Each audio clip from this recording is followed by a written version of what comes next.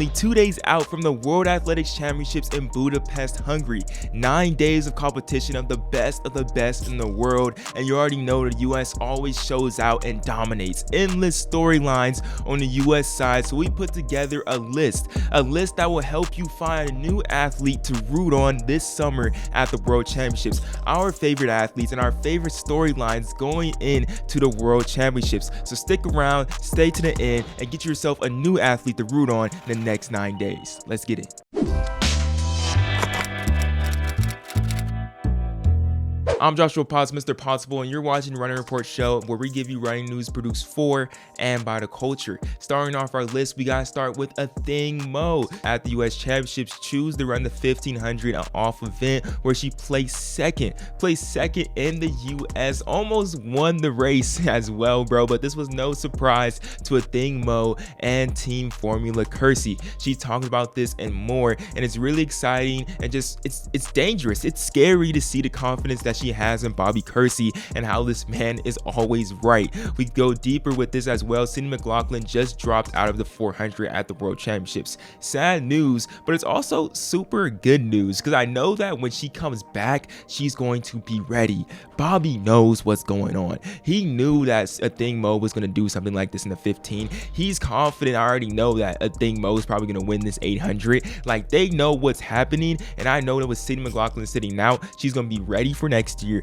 I know with how Athing has raced this year, only won 800 this year, mind you, only won 800. She's out of the top 10 in the US, but believe me, Bobby knows what Athing is capable of, and that makes Athing dangerous. Well, I'm walking away with the medal in an event that you rarely do. So Bobby really does know. Like, what do you tell him when you walk away and you're like, bruh, like, how did you know I was about to run this fast? I don't tell him anything. Nothing. There's nothing. I mean, I feel like we just have a look that we give one another, and we're just like, okay, like, we just did that. That's it. I mean, I feel like few words, because I feel like I'm just in shock a little bit, but at the same time, I know what he's done with past athletes, and I know what we do in practice and how he talks about races. And so, as much as of a shocker it is to other people, I'm not really surprised that we came out here and we competed and almost won. Because that's exactly what Bobby told me before. Don't be surprised if we win. Next up, I gotta talk about another group that's extremely confident in their coach, and that is Death Row Running. Abdihamid Noor, Woody Kincaid, and Nikki Hiltz all won their events at the US Championships and are leading great squads going into the World Championships. Abdihamid Noor broke it down that like everybody's gonna believe that Mike Smith is the best coach in the US after this meet. Luis is having a great year. Woody just won the 10K. I just won the 5K, and then Nikki won the 15. I think we have a really strong squad. It shows the coach and Coach Smith, he's the best coach in the world, I believe, and I know certainly a lot of people are going to believe after this meet. Abdihamid's training partner Woody Kincaid right now is number 3 in the world in the 10,000 meter. He really dominated at the US Championships as well in his race, and I feel like he's being really energized by training with Luis Grijalva and Abdihamid. Just young guys that just want to be really good at running, and like, I think that they're just really, they're receptive to anything, right? So Mike Smith's like, this is what we're doing, and they're like, yeah, all right, we're doing it. And I think, you know, I'm willing to try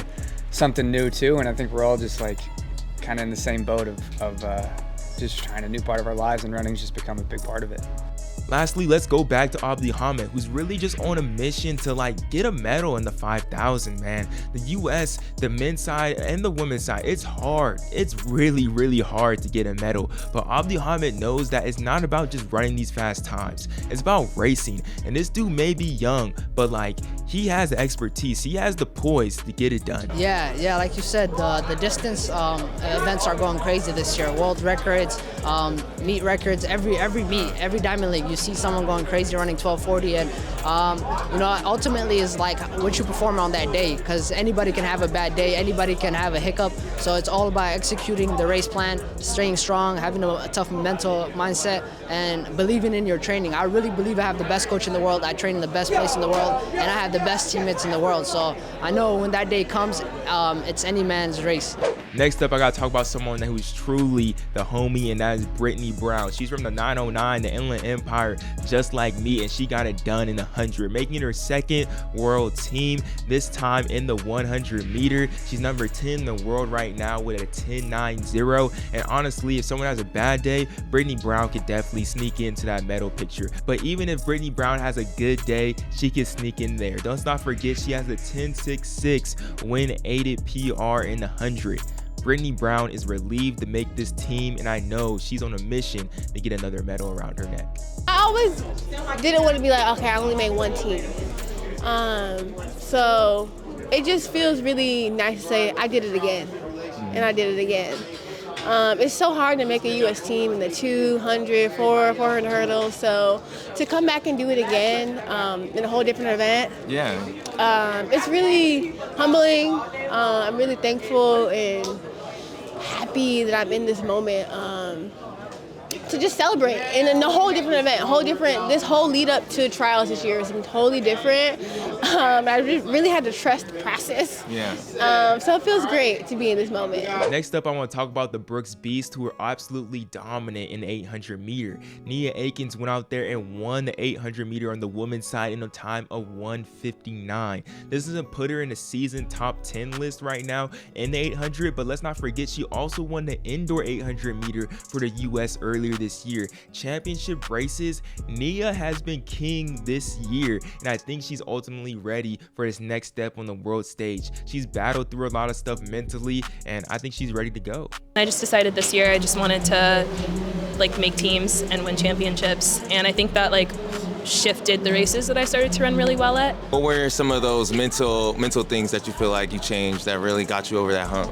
Yeah, trying to humanize everybody a little bit more. On the line, I usually feel like I'm human and everybody else is like a superhero, and I feel like I needed to level that a little bit and be like, okay, I can be a superhero too, or they're just like me. I think that was huge for me because in my brain I'm still a 208 high schooler, and I'm running against the greats, which is still how I feel, but it was good to kind of break some of that a little bit. Then there was Isaiah Harris in the men's race, who got second place in the 800 in a time of 1:46. Now, it wasn't the fastest time in the world, but honestly, no one's running super crazy fast in the 800 right now. It's not super dominant. I think the guys from Algeria are definitely look super formidable, and then Marco Arap looks also formidable as well. But on any given day, somebody can win the 800. It just depends who's going to be in the final, and it's going to be super competitive races. And honestly, Isaiah was talking to us, and he's saying that's what he likes about this sport. When people get spiked, when people throw elbows, when people get pushed, he's ready for that type of racing in Budapest. And honestly, he's experienced at it too.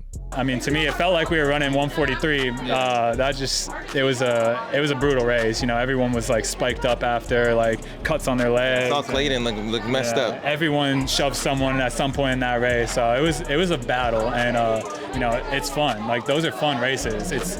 To me, that's so much more fun than just going out there trying to get in a line and run fast. There's a time and place for that, but the sport is about racing, and racing is exciting. That's what the fans want to see. No one wants to see someone just run from the gun and run a fast time. That's exciting in its own way, but it does not compare to 8 guys, no pacer, just battling it out, shoving, fighting for position, and no one knows who's going to win it till the last 150 meters or whatever. So yeah, it was a lot of fun. Next up, we gotta talk about this distance powerhouse like always, and that is Bowerman Track Club. And honestly, at US Championships, it was a bit of a parody compared to previous years. Bowerman Track Club usually dominates, but only sending 2 people to the World Championships is definitely a different thing for them on the US side. Only Elise Cranny and Sean McGordy made it, but Elise Cranny did this as a double champion in the 5,000 and the 10,000. Then she came a few weeks after this and ran the second fastest mile ever for American women at Monaco and broke the previous American record in the mile. I think Elise is going to be ready for the world stage. She's going to be ready to take this on. She has the speed of a miler and the strength of the Jerry Miles. Let's see how she's going to do it. And in those 10Ks and the 5Ks at the world stage. It's going to be interesting. The only championship 10K I've done was at the trials, and I was 4th there, so I think that was like a little nerve-wracking too. I was like, okay, the one championship 10K I did, I didn't make the team, so I think I'm still kind of learning it in that way. And I think the hardest thing about the 10K for me, which is also something I'm working on in practice, is just being patient. I tend to get really excited and want to just like go ham. And so the 10K is teaching me a lot of patience. Now we also have Sean McGorty, who qualified in the 5K and 10K as well, and in between the time of USA's and the World Championships, he raced the 5K where he ran at 13:02. And this is all crazy because earlier in the year, this man had a sacral fracture, like insane. Jerry Schumacher and him came to the decision to open up at USA's, and I think it was the right one because I think this is leaving Sean primed for a great World Championships experience, to be honest. This was not the way I wanted to start the year, but yeah, unfortunately, the week before we were going to open up the season in February, I had some lower back pain that I was trying to tell myself was my SI like during the workout, but it ended up being a sacral stress injury. So that knocked out any of the indoor races and doing the 10K in March, and took 3 weeks of like completely nothing, and then just started to kind of cross train and then started to run from there. And we felt good about things, was going to race down in LA at the Grand Prix, do a 15 before we went up to altitude. And again, the week before, I like tweaked my calf right before a workout, and it was just like, we want to be smart. And so we're like, you know, it helped. Jerry was like, it's not ideal, but I feel confident with you opening up at USA's. And yeah, just then we got 5 weeks of good training in Park City. Everything was feeling good body-wise, was confident in the calf. And yeah, just started the season at USA's in July. So again, not the way I thought the year would go, but just I still was able to feel confident. And I really believe that Jerry would have me ready to go and simulate enough, you know, kind of race simulation and just with our workouts and things like that. So yeah. Next up is Yared Nuguse, and everybody needs to have an eye on the Goose. And this year he's having one of the best US distance seasons in history, if not the greatest. Already this year he broke the indoor 3,000 meter record for Americans, and then he broke the American indoor mile record, and now he has the outdoor 1,500 meter American record after running a 3:29:02 and making him number 3 in the world currently. His focus is on getting a medal in Budapest, and honestly, why would you deny him at this point? But you ran 3:29, you got your first title. Like, how much confidence does that give you going into Worlds to medal? Like, is that like expectation to feel like I should be a medalist? Yeah, I mean, I think that's definitely been the goal, which is how my season has been going. I feel like I've been putting myself in great positions in races and just running really fast, and you know, I feel like that's all going to pay off and adding to my confidence a little bit. And then eventually, I think I want to get to Worlds and just be really ready to take on some of the world's best, because, you know, I feel like now that I'm really focusing on running and just kind of going all in on it, I'm going to be the best that I have been. Yared Nuguse is having an amazing season, and I would be terrified if I've stepped on the line against them, but not as terrified if I stepped on the line against Britton Wilson. She's been terrifying all the way since like February when she jumped on the line for an 800 and ran about 2:01. This girl runs the 400 and the 400 meter hurdles. Britton, you're not supposed to be running 800s, but she did anyways. That's what makes her extremely terrifying. She's ran 49:13 this year for an NCAA record, and she's number 3 currently in the world. She's a little banged up at USA's. Hopefully she's overcome some of those issues, but I think with Sydney McLaughlin-Levrone out, Britton Wilson has all the ability in the world to make it on the medal stand, if not win the World Championships. Now I know you got Mary Paulino, you got Sear, you got Rakhi Rashid, you got a lot of people, but I'm just saying, Britton Wilson, like, be scared of her, and Britton, don't put that pressure on yourself like you told me, and I think you can get a medal for sure.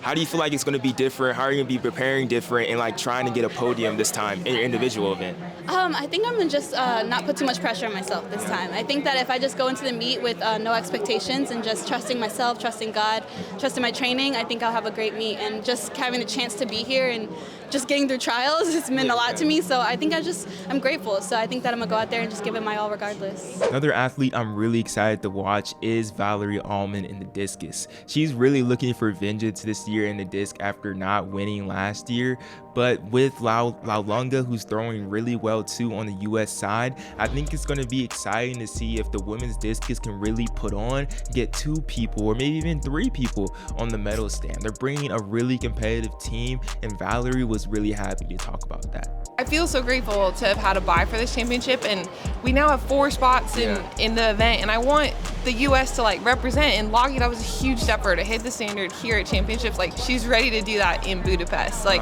you know, she's been competing in a lot of Diamond Leagues. We've been like the only 2 Americans there, and we've been developing like a great bond, and I'm super excited to go to this championship together with her. Yeah. I was really excited to talk to Valarie because like she's dominant, bro, and like she's somebody that I feel like is someone that's really leading this team as well. She's a vet, an Olympic champion. She does her thing, and she knows what it's gonna take to get the U.S. another world team title just like last year. Let's be back to back. I already know it's probably automatic, but like Valarie gave me a little security with this answer right here, and I think we're gonna make it happen. I think we try to support each other. Track is obviously an individual sport, and you know, I think having good energy at U.S. championships is kind of like how you embrace each other, but when you go against the world, like, it's a different animal. You cheer for each other. You want like a proud representation of being from your country, and you definitely feel it more when you're on that world stage.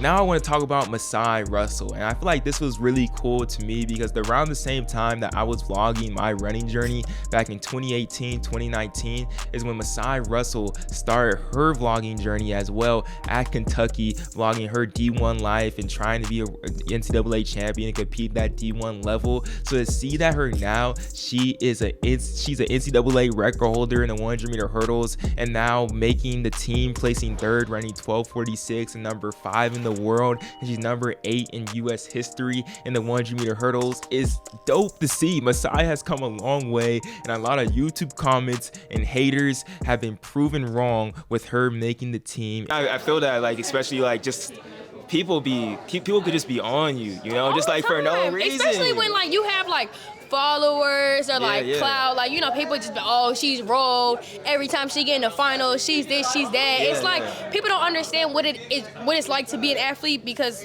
for one, they've never been in your shoes, and then a lot of times people just talking from the outside and they never even been in the position that you've been in, so they don't even know like the pressure, the weight, everything that comes with being someone that's good, someone that has clout, someone that has whatever. So like, I'm glad that I'm just here. I made a name for myself even more.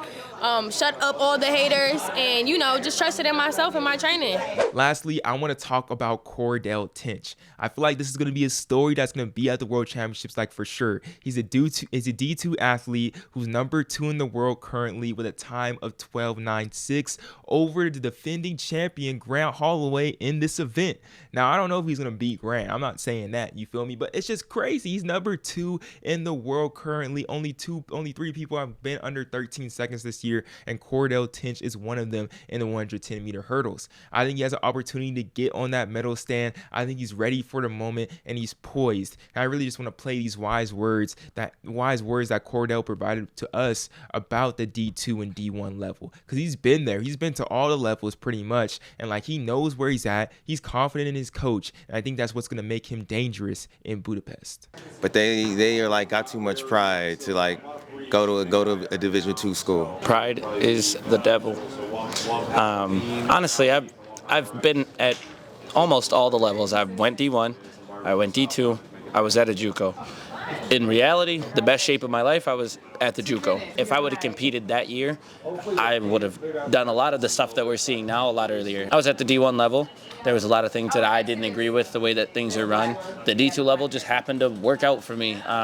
You can't get caught up with the whole, oh, well, I got a D1 school, and like, because it's hard to go to a D1 school in track. Like, unless you are in that top % where you are truly like that, just because you're a high school state champ does not guarantee you at a D1 school. Everybody on the team's a state champ. They're state record holders. So like, it's different. I wouldn't put as much weight into D1, D2, D3 schools as like there being a big difference. Just go where you feel you found a home. That's the best place to go. Thank you guys so much for watching this video, and I hope you were able to take away a new athlete to be rooting for at Budapest. Like, who are some of the athletes that you are rooting for? Comment down below if that's US or international. I just want to give you US because we're at USA's and like we had all these clips. I just want to share them with y'all, and just appreciate y'all for sticking around with us, dealing with us, and all the things. Thank you guys so much. Have a blessed day, a blessed week, and a blessed month overall. We'll see y'all next time on Running Report. Let's get it.